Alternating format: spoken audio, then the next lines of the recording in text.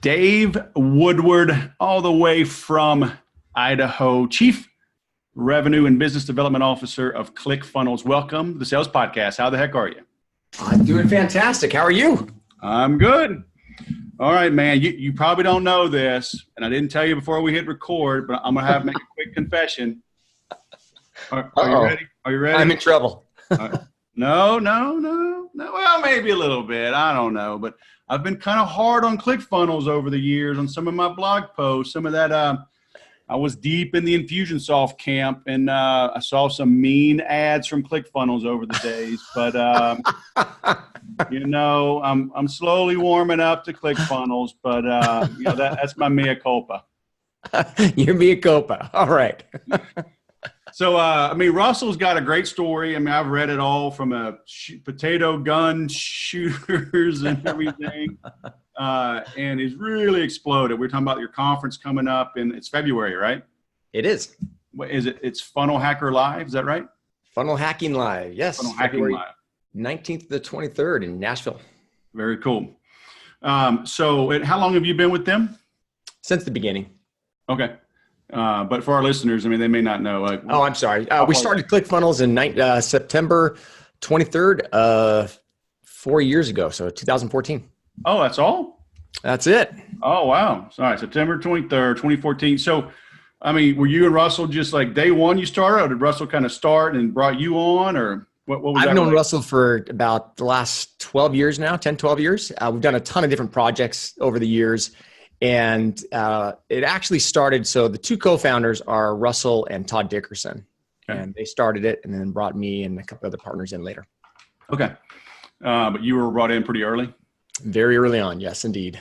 So is it the traditional, like the E-Myth? Is Russell like the visionary and you're the guy that makes sure things get done? That's a lot to it, yes. Okay. He does a lot himself, though. I can't take away. Yeah. No, he's totally capable. But he's the visionary for sure. He is. Right? Definitely is. Yep. So do you have like a brother or a stepbrother or a cousin I can hire? I actually get that asked quite a bit. Unfortunately, I don't. Damn it, man. Come on. Sorry, Wes. A best friend, a fraternity brother. Come on, somebody. We can find somebody somewhere, I'm sure. Come on, somebody that can just not afraid to slap me around from time to time. Not even from time to time, like every 37 minutes, I just need 37. Okay? You know what? I'm sure I can find someone to slap you around every 37 minutes. I think that's what we do. I think we invent like a little electric charge, like where the mouse. So if the mouse goes somewhere they shouldn't be going, like finish this one thing, it'll just zap them. Exactly right. Is there any liability with that, you think? I can't imagine. Shocks, yeah. No. We can get waivers for that, right? Yeah, Tough Mudder has. They got shocks all the time. I got shocks 4 times on my Tough Mudder. So... Oh, well, I just changed offices, so I don't know where anything is yet. That's why this place looks like a prison behind me. We really do decorate.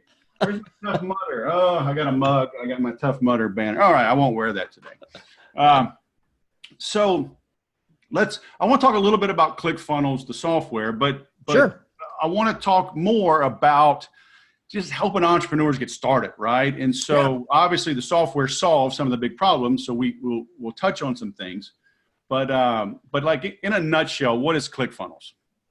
So ClickFunnels is an online sales and marketing tool. What it allows you the opportunity of doing is it's basically for any business that needs to either sell something online or needs to generate a lead online. That's really the purpose of it. And from there, the real magic is in all the follow-up funnels on the back end. But ClickFunnels is set up so you can quickly, it's a drag and drop type of an editor. What you see is what you get as you're typing things in. And you can quickly build out your entire sales funnel. And the main difference between ClickFunnels and some other opportunities out there, main thing is it allows you the opportunity of really putting together a sales funnel instead of just landing pages that are glued and stapled and put together. So the idea behind it is it has a shopping cart and everything else you would ever need to sell or generate a lead online. Right. And so what led Russell to do this? Was he having like the multiple system chaos, just things everywhere and nothing talking to anything? So he tried to bring it all under one roof? That's it.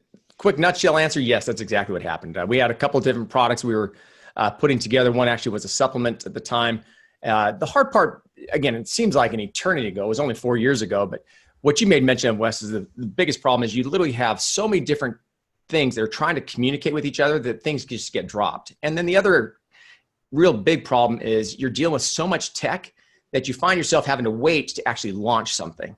Right. And so we had literally had, thousands and thousands of dollars of inventory sitting on the shelves. We just couldn't get to market because we were waiting on graphic designers and WordPress and just trying to literally staple and glue and tape everything together and make it work. And thought there had to be a better way. And ClickFunnels was that way. So I've run across this for an eternity now, where somebody puts forth some software and they say, hey, this is all in one. It's never all in one. But I mean, how do you decide what to include and what to exclude? Because, you start to solve, you're like, hey, here's like the 3 most pressing problems. We're going to fix that. And then there's always somebody, yeah, but does it do direct mail? Does it do text messaging? Does it release carrier pigeons? Does it, and you're like, oh my gosh, how do you say no to things? How do you say yes to things? Well, we're working on the carrier pigeon integration here soon, so we should have that. Nobody's doing that. But you heard it here first, so I get a little yacky. We'll call it the West integration. All right. Cool. So honestly, I can tell you for us that you're right. First of all, it's impossible for someone to do everything. We really looked at what were the things that were most important for a person who wanted to either generate a lead or sell something online. And the first thing, we're seeing right now what we refer to as the death of the website, where a person hits a website and there's so many different places for them to go, they just get lost. And that's really where the whole concept of a sales funnel came into place, where you're only selling one thing.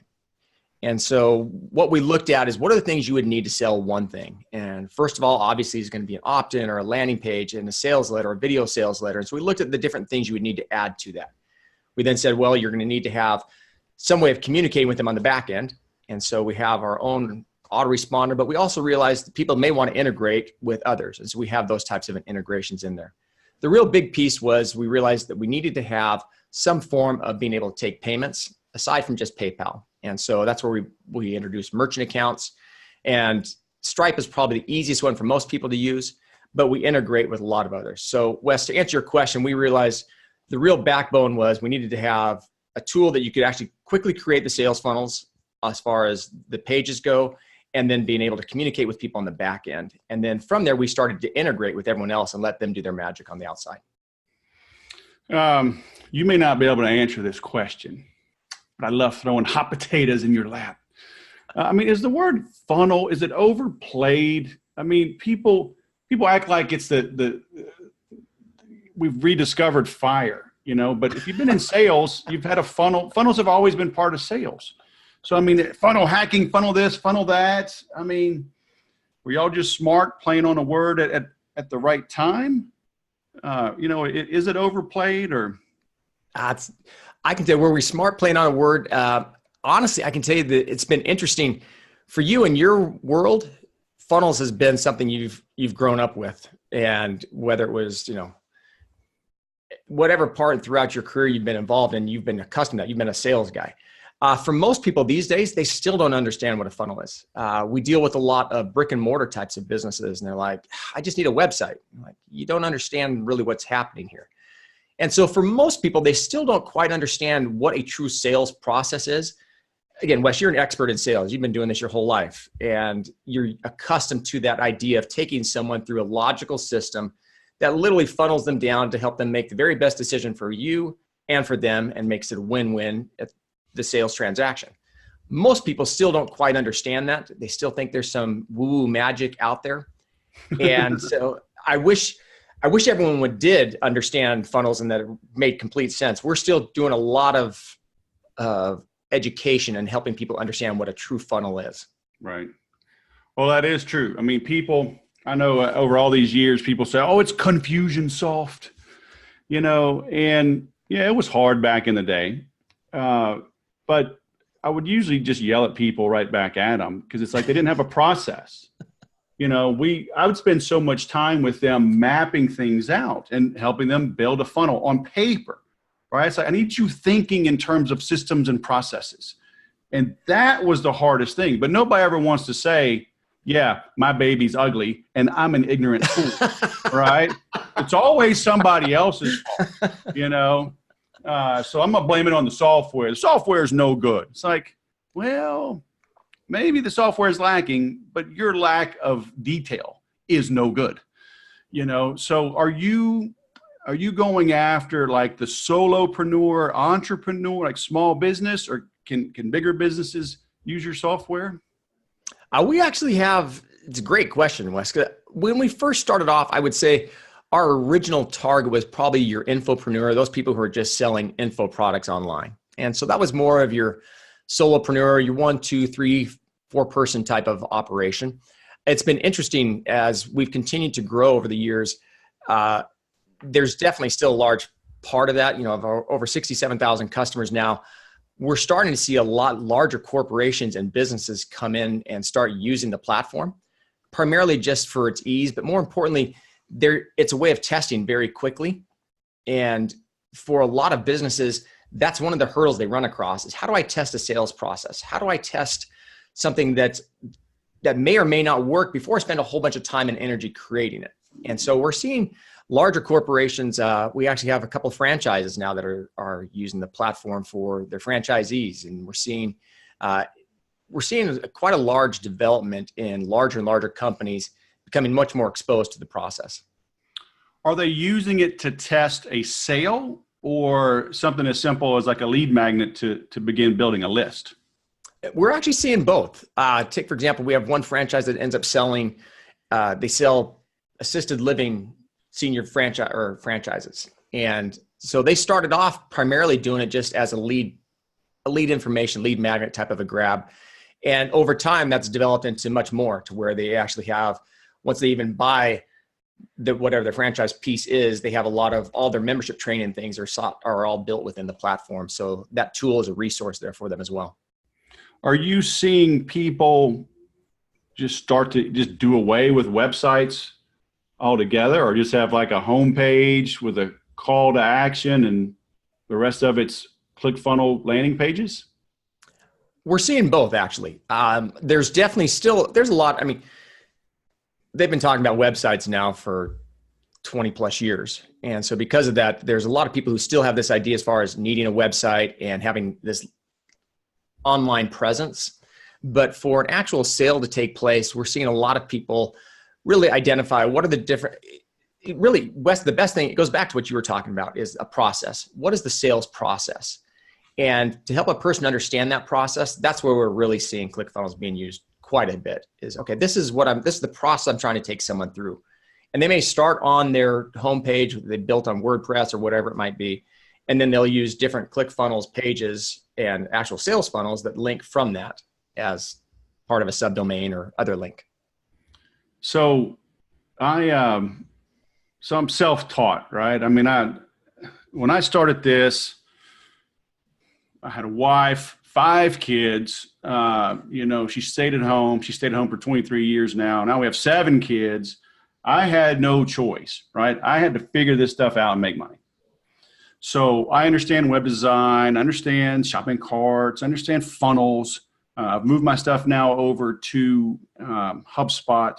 A lot of content, 1,000+ pages of content, almost 400 podcast episodes. I understand Shopify and blah, blah, blah. Would it still be a benefit for me to add ClickFunnels into the mix, like to launch new ideas like you were saying? Or since I have a process, I understand tagging, blah, blah, blah, I can clone a workflow. So I just keep doing what I'm doing? Obviously I'm in charge of all of our top line revenue. So my first answer is going to be definitely yes, it'd be worth it to you. But more important than that, I think before a person dives into that, you really have to take a look at what are you really trying to accomplish? Another piece of software, another tool doesn't do you any good unless you know how you're going to use it. I want to be very lazy and make a lot of money. You sound like everyone else I talk to these days. Should I elaborate more? I have this, no, but really, I really have this really great idea. No, really, I'm going to release carrier pigeons that deliver messages to trade shows. Come on, man. Then yes, you definitely, you need a ClickFunnels account, and you should build out multiple funnels inside of there as fast as you humanly possibly can. All right, good. That's the answer I was looking for. Let me move my microphone here. There we go. But I mean, but really, would there be a benefit? I mean, could I launch faster, or but then it'd be an integration situation, right? I have to use Zapier or an API to bring in contacts into my HubSpot, right? Or do I just use ClickFunnels for email broadcasts and things of that nature? So we do integrate with HubSpot, but really one of the main things we take a look at is what we refer to as the follow-up funnels. And follow-up funnels for us is really where the magic is. You're going to find for every dollar that comes in the front end, you typically will make $17 on the back end if you do it right. And that's really the piece that we find. You made mention as far as, trying to bundle all these different packages and software together. How does it all work together? We really look at wanting to be able to have a funnel on the front end, and then what we refer to as follow-up funnels, which is not just email. It can be email, it can be text, it can be direct mail, it can be a Facebook Messenger, it can be desktop push notifications. All of that is done inside of what we refer to as follow-up funnels.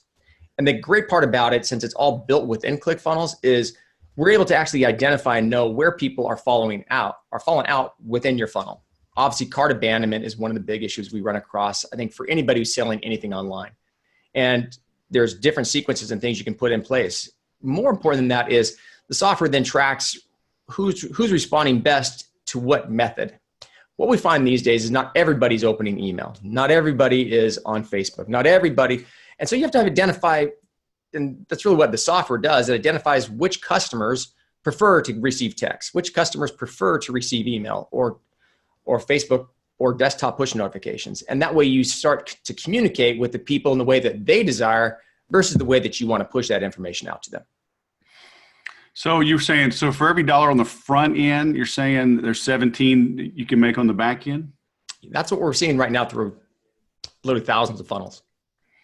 So walk me through that. I mean, somebody is trying to use like a generic example. Usually I pick a chiropractor because if it can work for a chiropractor, right? All right, let's take a chiropractor then, Wes. Then it should work for others, right? Absolutely. So for a chiropractor, one of the first things they're going to have on the front end most likely is going to be a free alignment, free x-rays, some free sort of an offer. Yeah, and, or inexpensive, $47 for $200 worth of services. Exactly. So for $39, come in and get X. And what we find is the most difficult dollar to get online is the first dollar, because that's where the real trust takes place. Right. And for us, I'm not as concerned about an opt-in as much as I am about a buyer. Buyers lists are so much more valuable to me than opt-in lists, because I know those are the people who are willing to spend money. So for every dollar that comes in that front end, you may find that a lot of that is taken offline very quickly. So you're trying to get them into your office. But as soon as they come into the office, that $39 visit now should turn out to literally be thousands of dollars if they do it right. And that's all based on the follow-up funnels and ways in which you're communicating with them, because you're now taking them through your sales ladder. Mm-hmm. And it's the whole idea behind this, where we look at it when you're taking a look at sales, especially online sales. There's two main metrics we pay attention to. One is what your cost to acquire a customer and what your average cart value.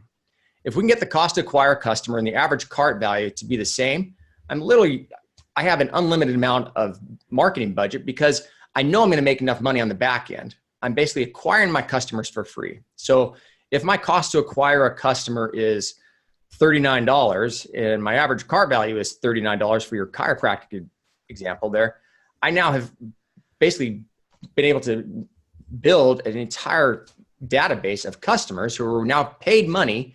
And I know they're not just people who are opting in or going through looking for a freebie. They've actually paid money.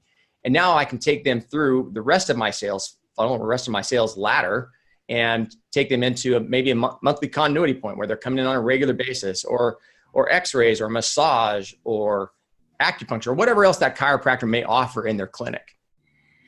Now, do you have examples, that help stimulate the creativity? Because a lot of entrepreneurs, and I have this on my website right now, is that you can't read a label from inside the bottle.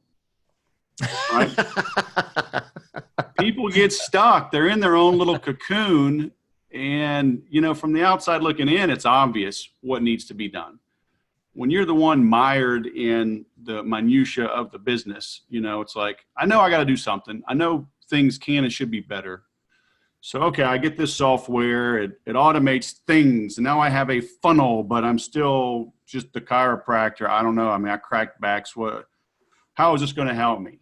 Right. So are there things in there that stimulate the creative juices to get them going? Absolutely. It's probably the thing we've seen. We rolled out what we refer to as our mother funnel about 2 months ago. And we called it the mother funnel because it was like giving birth. It took almost 9 months to get this thing launched. But what we ended up doing was the person actually goes to ClickFunnels.com. They have a survey they take to help them identify which of the 10 verticals or niches are they in. And then it goes through and asks them a couple of different questions. And bottom line is the end, it then basically gives them 3 different funnels that would be unique or custom, or at least templates for their industry, their vertical, their niche, so they can actually start using it right away. Then all they have to do is change some pictures, change some text, and it's literally functioning funnel, so they don't have to worry about where do I start? How do I put all this together when I have no idea what I'm doing? Now, is this assuming that they have a list? No, it literally, some of the funnels are literally list building funnels to where they can go out and start generating leads, start generating people they can start to follow up with. Because we assume that most people, when they're first getting started, that's the biggest problem they have is how do I generate this list? It's easy once I have people. If I don't have any people, how do I start? And so most of the funnels, we give 3 for every different niche or vertical out there. And one of those 3 is always a list building funnel, because that's what people need. They got to find some way of getting people in the door. Right. And so can you give us an example of one? Because everything seems to be Facebook ads or LinkedIn's really hot now. Just private message people on LinkedIn, and it's underutilized, and you're just going to make a lot of money on LinkedIn. Makes you crazy, doesn't it? I'm only laughing because I've heard this so many times. But no, you're totally right. It's like everybody's looking for the get rich quick, the fast, easy buck. And I get a little bit frustrated these days with this whole pursuit of entrepreneurship and the glamorization of it. And I'm like, I remember when being an entrepreneur basically meant you couldn't do anything else out there and you're broke. It's kind of changed since now. And again, I guess I can thank Gary Vee for popularizing this whole entrepreneur mentality. But again, to go back to what you're saying, there's typically a couple of different ways of building a list. One is you're going to have to pay ad dollars or generate. You either provide a massive amount of content and it takes a little bit slower period of time, which you can do, whether it's through podcasts, through blogs, through posts on social media that don't cost anything. Just realize if you're not spending any money, it's going to take a little bit more time. And so you can definitely do it that way. We see a lot of people doing Facebook Lives and publishing. And I recommend that to any entrepreneur. One of the most important things is storytelling. And the better you get at storytelling, the better you are at being able to sell. So I would say the first easy one, if you don't have any money at all, is then you're going to provide a ton of content, and you have to provide value to people. The more value you have, the easier it is going to be for them to opt in. The other option you then have is if you want to then spend money on it, obviously Facebook is a place where you can spend money. Google AdWords, as weird as it might sound, that still is out there and it still works extremely well. Obviously we're seeing people on Instagram and LinkedIn and the other different social media. I think the main reason we're seeing social media as such an opportunity is because it allows you from a demographic to really be able to hone your ad dollars in versus just throwing a whole bunch of money at it in hopes that something is actually going to stick and work. You can really kind of identify these are my customers. This is who I'm looking for. And you can laser point your ad dollars in a way that actually works best for you. Right. Because I mean, really, those are the only 2 choices.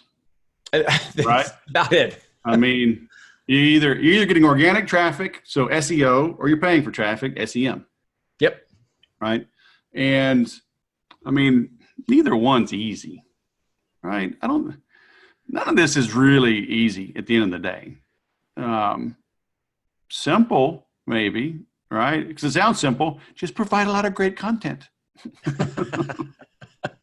Well, again, it's part of obviously why you're doing the podcast. We're trying to provide some content. Yeah.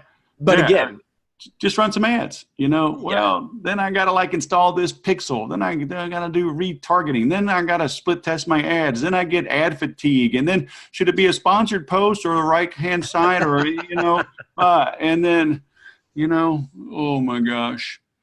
So do you include like a beer of the month to keep people going, like to kind of drown their sorrows, or is that like a bonus? Is that like then the VIP group?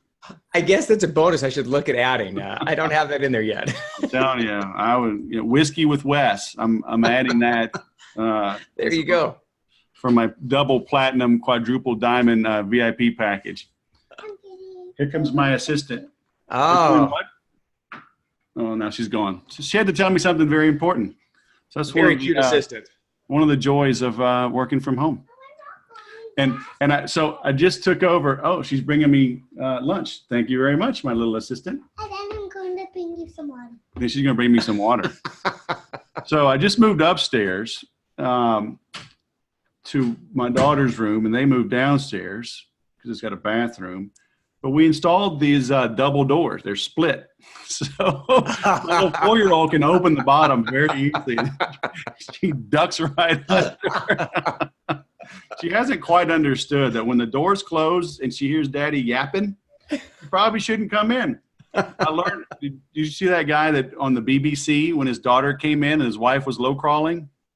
No. Oh, man. Oh, my gosh. So he's like in a suit and, he's like all formal. It's the BBC. I mean, it's like a big time. And, but the door, the camera, so the door is like right behind him and you see it open. And he had a bed there. You just see the top of a head. And he can see it. And he's trying to maintain his composure. And he's like, because he can see the baby on the computer screen, right? And then you see the next baby come in. And that baby was older. Let's say like, I don't know, 18 months and like 4 years old or something. So they come in and then here comes the mom. And she's low crawling to try to hide under the bed. And he's like swatting, like shoving the baby. It was hilarious. So then they had him on, like all of them. And it turned into like this great story. So it's like people that listen to my show, they know there's going to be a dog. There's going to be kids. There's probably the lawn guy. There's something. So I just keep rolling. The joys of working from home. But I mean, seriously, are there, you have a conference, so that's cool. So people can get together and realize they're not alone. But are there support groups or are there things you offer? Because that's the biggest problem. People see a tool. This is how the golf industry stays in business, right? I don't suck as a golfer. This $500 golf club that's 11 months old is no good. Therefore, I need a $550 driver. It's like, no, dude, you just need lessons. So how do you keep them going, right? They're investing money in the tool. They're investing time learning the tool, but it's not always that easy. Great question there. I can tell you, Wes, for us, there's a couple different things we take a look at from a support standpoint. One is obviously we have customer support, chat, and all that kind of stuff, which helps on the technical side. We see a lot of our Facebook group has been extremely active from a way of actually helping, and some of that's even morale. A lot of it is just helping keep a person motivated and keep going. This last month, we rolled out a new product called our 30days.com, where we went out to 100 of our people who've made over $1 million in a funnel. We call them our 2 comma club winners because there's 2 commas and $1 million. And basically said, asked them, listen, if you lost everything and you had to start over and all you had was ClickFunnels and the internet and your marketing knowledge, what would you do?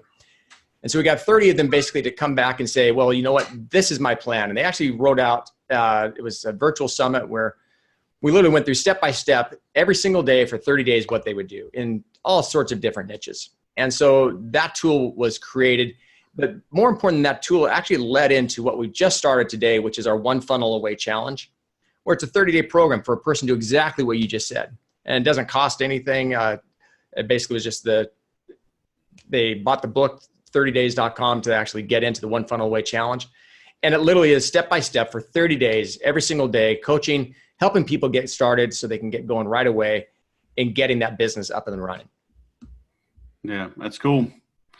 you still got to force them to do it. Isn't that crazy? I mean, people, you hand them the moon and the stars, man. They good old, like, lead a horse to water, right? Exactly right. That's cool. So how have y'all been able to grow so much? I mean, we were talking about Infusionsoft, and, you know, I've got this love-hate relationship with them. And y'all are having this huge conference while Infusionsoft cancels theirs. I mean, they're a big company, $150 million in funding. They exploded to, I don't even know, like 1,200 employees or something. Huge campus, and then they had to cut back. I mean, what have y'all gotten right that maybe Infusionsoft missed? And it's not a loaded question. I mean, I was going to say, I've been in where do it. you want me to take this one, Wes? I've been in it for a while. I mean, and I know, I mean, they were kind of a front runner. You know, they've been around a good 12 years, and they were really one of the first ones that made marketing automation affordable for the small business owner. So Russell had a little bit of an advantage. I mean, using the software, seeing what's good and what's bad, and was maybe able to launch a little cleaner, certainly on a newer code base. And I've always told people, Infusionsoft didn't start out to become Infusionsoft, right? They just had one client, and they wrote some code, and then somebody else needed it, and somebody else needed it. Next thing they know, they had a bunch of sales, and they're like, oh my gosh, they built on a shaky platform, on a shaky foundation, because they weren't thinking 10 years down the road and hundreds of thousands of users.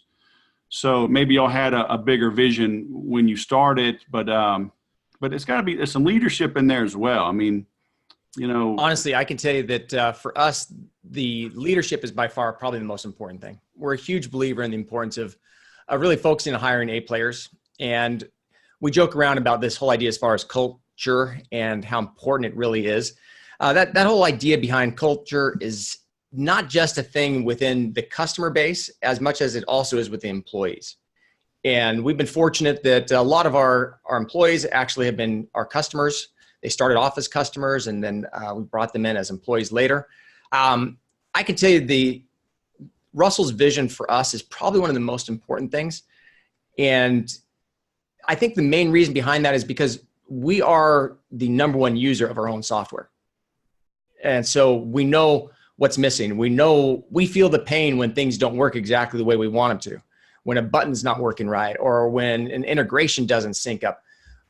Because of that, we're in it on a daily basis. We've got our own internal agency that has only one client, and that client is ClickFunnels. And they're here in my office sitting, on the other side of this wall here. I can tell you for us, probably the main thing is we use the software, and we built it for us originally.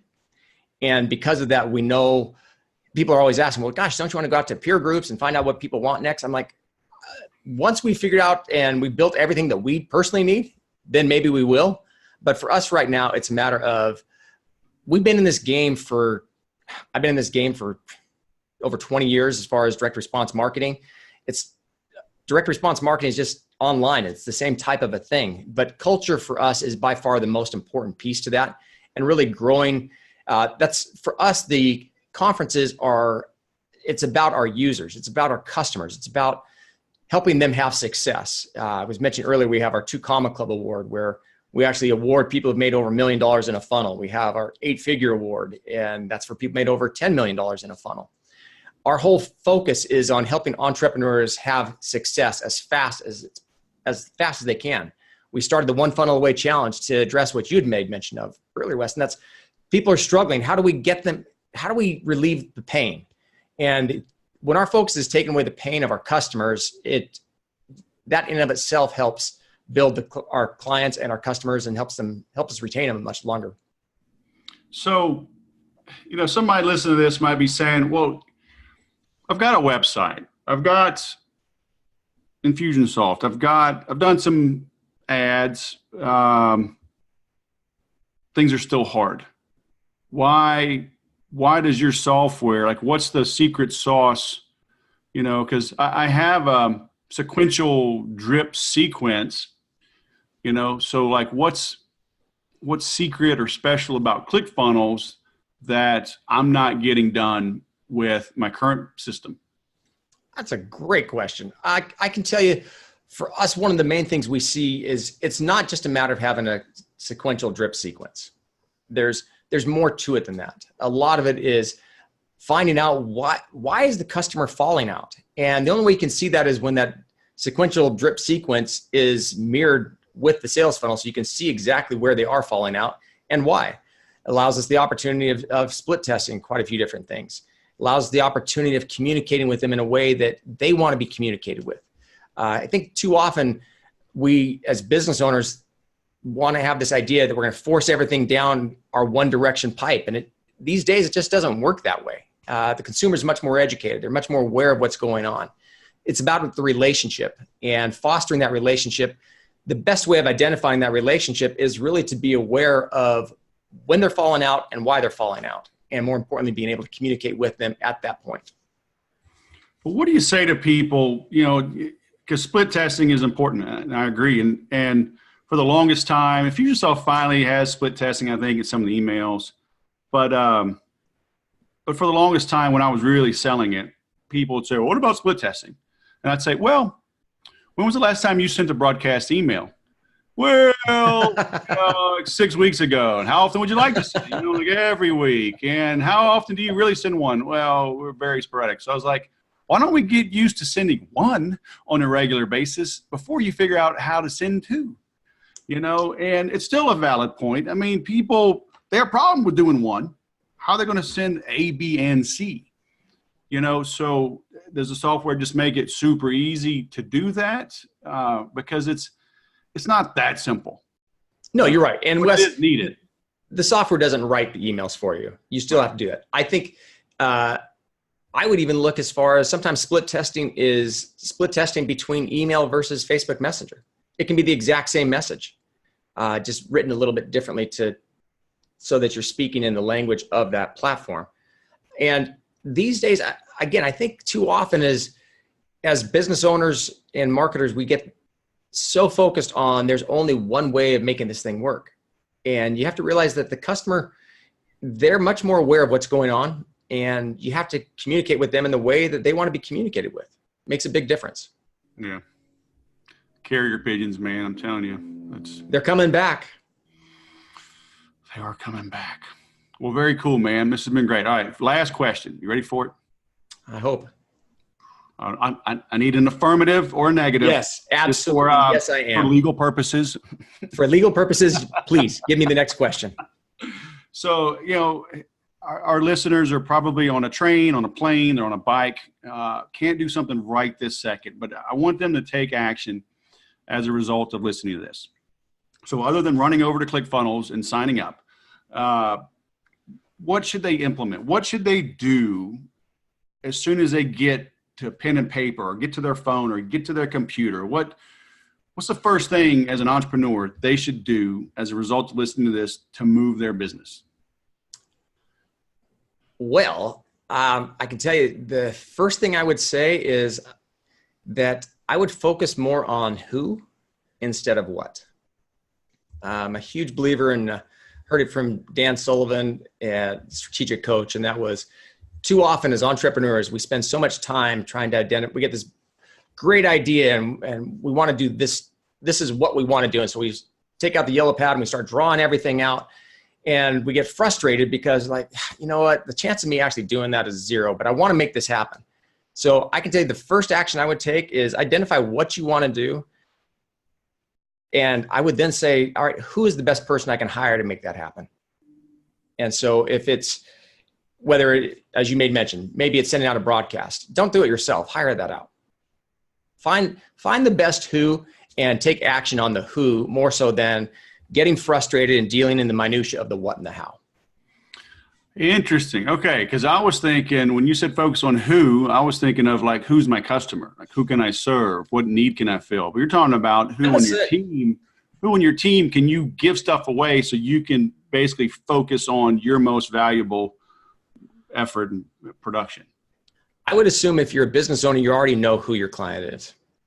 Maybe that was an assumption. I took it liberty to say. Hey, they don't. That is a big assumption. I mean, the first who you have to identify is who's your customer. But right. Once you know who your customer is and you've got an idea. I think too often as entrepreneurs, we get frustrated and procrastination happens because we try to do it all ourselves.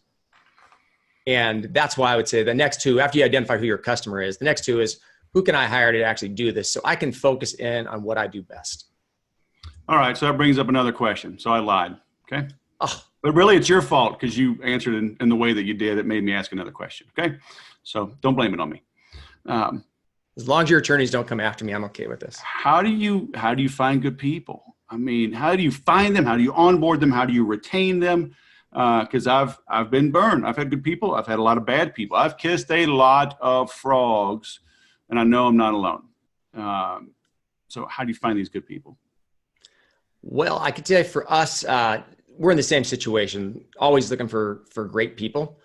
And I think depending on the size of your organization, if you're just getting started and even as you kind of grow, the best way of finding them is through referral. Find someone else. There's other business owners you've talked to. There's other business owners who you associate with. If there's not, that's the first place. You got to go find some other business owners who are dealing with their same problems. They've already solved those problems and ask them who they hired, who they did it with. And for me, the best recommendations are always from someone else who's already gone down that path. And that's how I prefer to hire that way. The second thing is after you've already got an organization, you started building your company, I always look within the organization first. We're in this situation right now of looking to hire a human resources director, basically. And we brought in 4 or 5 different people, went through all the interviews and everything else. And our guy basically runs all of our operations here, Brent Copeters, was looking at 2 of the people who were doing the interviews with him and, reached out to one of the guys and said, you know what, have you ever considered this yourself? And he's like, I would love to do that. And sure enough, that most likely will end up hiring that person because he already knows our culture, and culture is such an important fit in any company, but especially with our company, culture is one of the main things we focus on. And so as long as they've got the skill set, and I can typically, I look more at the culture and their attitude and everything else, I can train skills. It's really hard for me to train culture. Yeah. Amen. Amen to that. Very nice. So now we're done. How does it feel, Mr. David Woodward from ClickFunnels? Wes, it was a pleasure. Thank you very much. It was fun being on your show. Okay. Well, now, again, this is your fault. So I got to ask another question.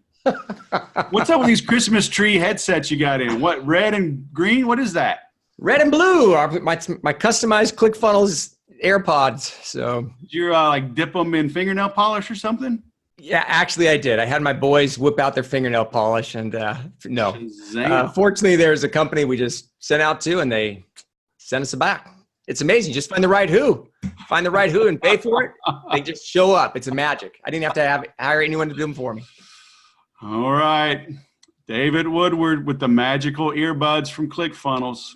Thanks for coming on the Sales Podcast, man. It's been great. Thanks, Wes. Bam. Where's my button? There.